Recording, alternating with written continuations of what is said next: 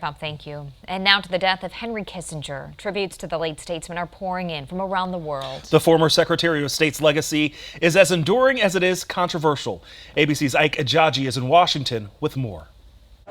Henry Kissinger, passing away at the age of 100, leaves behind a complicated legacy. Foreign policy has to reflect the continuing values of the American people. Tributes to the former statesman flowing in from countries like Japan, Germany, and China. Their foreign ministry spokesperson calling Kissinger an old friend of the Chinese people. Russian President Vladimir Putin calling him a deep, extraordinary man. Kissinger fled Nazi Germany in the 1930s, eventually becoming a U.S. citizen, then a political scientist at Harvard.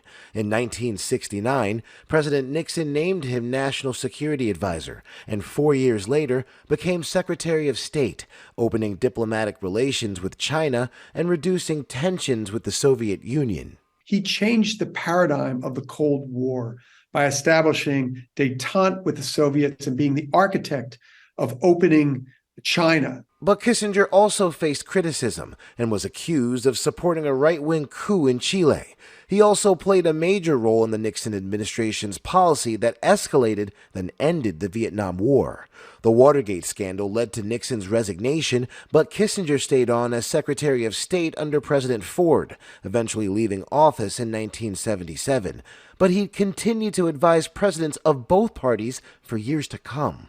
Henry Kissinger, as much as anyone, was an emblem of American diplomacy. His presence was felt on the world stage long after he left government, traveling to China this past summer, meeting with President Xi Jinping, and meeting with Ukraine's President Zelensky in September. And just last month, Kissinger spoke at an annual gala promoting U.S.-China relations. He was 100 years old. Ike Ejioji, ABC News, Washington.